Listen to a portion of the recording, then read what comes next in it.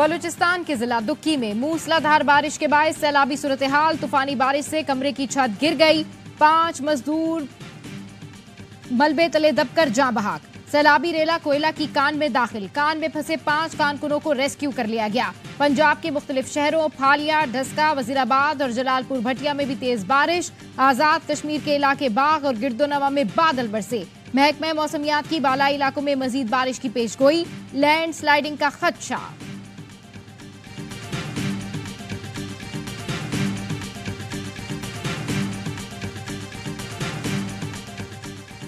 जो online banking complaint का officer था वो नौकरी छूट गई तो फूड पांडा में दिन रात मेहनत करता था।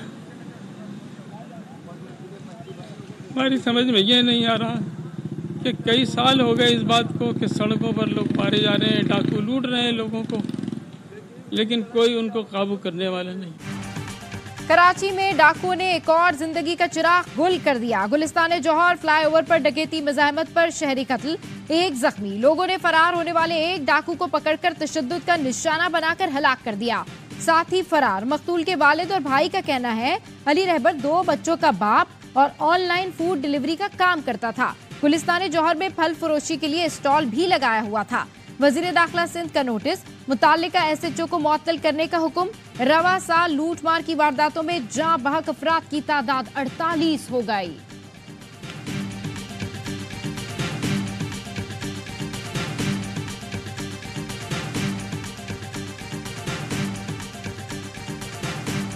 कराची में डाकू राज। मलीर और 5 स्टार चौरंगी के करीब डकैती की फुटेज सामने आ गई। 5 स्टार चौरंगी पर शहरी ने एक डाकू को काबू कर लिया, दूसरा फरार। शहरियों ने डाकू को तशद्दुद का निशाना बनाने के बाद पुलिस के हवाले कर दिया। मलीर रफाआम में मोटरसाइकिल पर सवार 2 डाकुओं की शहरी से लूटमार। तशद्दुद का निशाना बनाने के बाद बैग छीनकर फरार हो गए।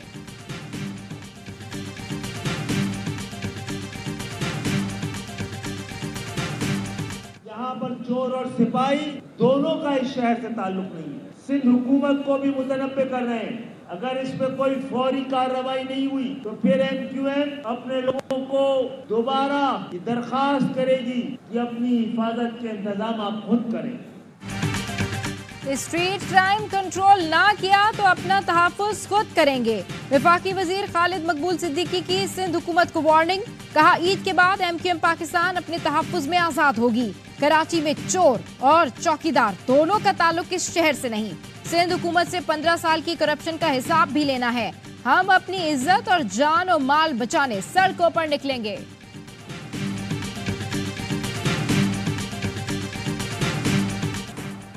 अदालती अमूर में एग्जेक्टिव की मुदाखलत हरगिज बर्दाश्त नहीं की जाएगी। आजाद अदलिया पर किसी हाल में भी समझौता नहीं किया जाएगा।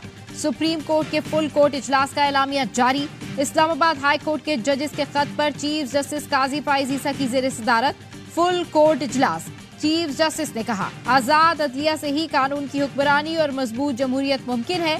एलामिये के मुताबिक फुल कोर्ट इजलास में अक्सरियत ने हाई कोर्ट जजेस के खत का जायजा लिया। चीफ जस्टिस ने chief justice Islamabad high court और दीगर जजेस से मुलाकात की। हाई कोर्ट के जजेस को अपने घर बुलाया। 2.5 घंटे की मुलाकात में जजेस को इनफरादी तौर पर सुना। जायजा लेने के बाद चीफ जस्टिस की वजीर आजम से मुलाकात पर इत्तफाक किया गया।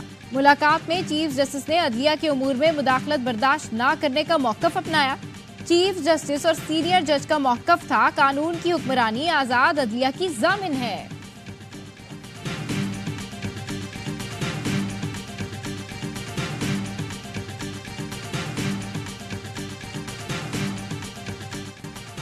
अदलिया में खुफिया इदारों की मुदाखलत का इल्जाम। हुकूमत का चीफ जस्टिस की मुशावरत से इंक्वायरी कमीशन बनाने का ऐलान।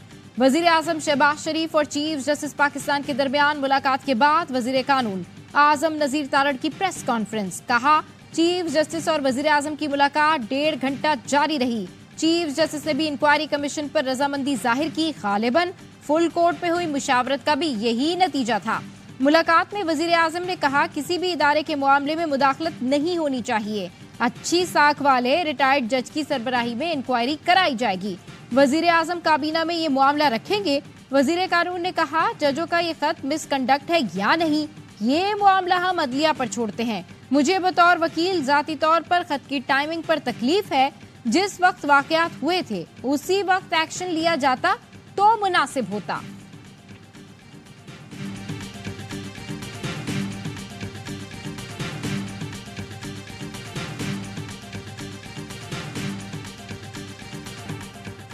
पीटीआई ने जजेस के खत पर हुकूमत का इंक्वायरी कमीशन मुस्तरद कर दिया। हसास मामले पर चीफ जस्टिस की वजीर आजम से मुलाकात पर तशवीश का इजहार। कोर कमेटी के हंगामी इजलास में कहा गया, इस्लामाबाद हाई कोर्ट के जजेस का खत हुकूमत के खिलाफ फर्द जुर्म है। रिटायर्ड जज के जरिए तहकीकात भोंडा मजाक है। चीफ जस्टिस अदलिया के मुस्तकबिल के लिए साथी जजेस को इंसाफ फराम करें।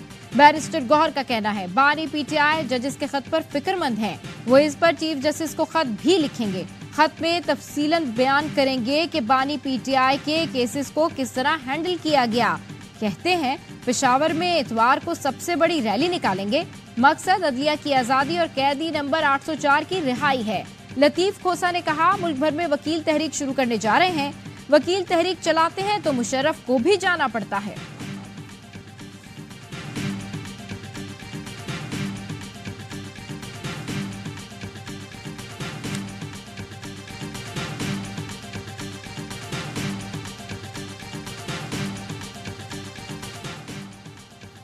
बानी पीटीआई से जेल में प्राइवेसी या वीडियो लिंक से मुलाकात की दरखास्त। इस्लामाबाद हाई कोर्ट कुछ देर बाद दरखास्तों पर समाअत करेगा।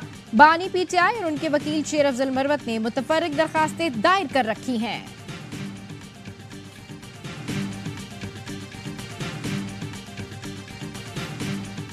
वजीर दिफा ख्वाजा आसिफ कहते हैं, साबिक आर्मी चीफ जनरल बाजवा ने हमारे साथ लंबा धोखा किया। पहले हमसे एक्सटेंशन की हिमायत करवाई, फिर मुझे कहा नवाज शरीफ की मजम्मत करो, तुम्हारे खिलाफ मुकदमे खत्म हो जाएंगे। मैंने इनकार किया तो कहा पता है अब क्या होगा, और फिर मैं गिरफ्तार हो गया।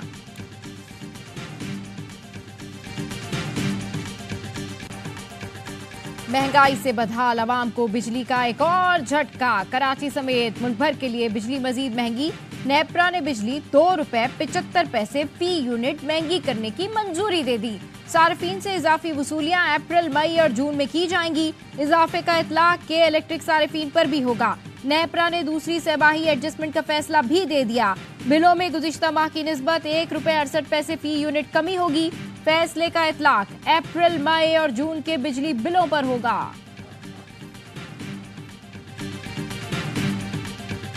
We remain committed to ensuring that Afghanistan can never again be a launching pad for terrorism, and we continue to push the Taliban to fulfill all of their counterterrorism commitments to the international community. We have made clear to the Taliban that it is their responsibility to ensure that they give no safe haven to terrorists, whether it be Al-Qaeda or ISIS-K or any other terrorist organization.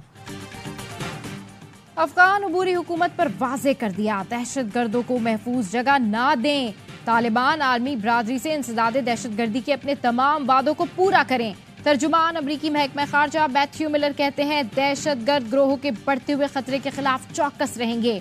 पुराज़्म है, अफगानिस्तान को दोबारा कभी दहशतगर्दी के लिए launching pad नहीं बनने देंगे।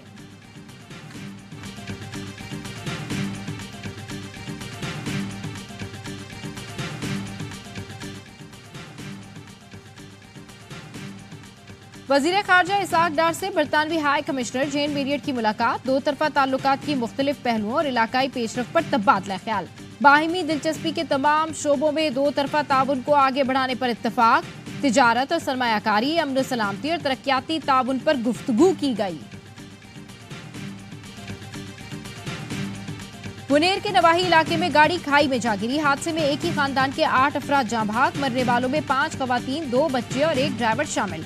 पुलिस ने बताया ब्रेक फेल होने के बायस गाड़ी बेकाबू हो गई। रात बच्चा जो है अपनी वालदा को कह के गया, मम्मा मैं नीचे से चीज लेकर आ रहा हूँ। तो ये हमारा दरवाजा छोड़ के 2 दरवाजे छोड़ के जो है तीसरे दरवाजे पे जो है 2-4 बंदे जो है शराब के नशों में उसके साथ ज्यादती करी। ज्यादती करने के बाद उसको जो है 3 स्ट्रेट फायर मार के मेरे बच्चे को शहीद कर दिया गया।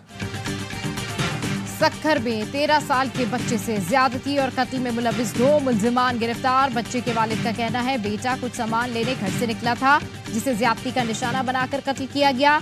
लवाहिकी ने सक्खर प्रेस क्लब के सामने लाश रखकर धरना दिया।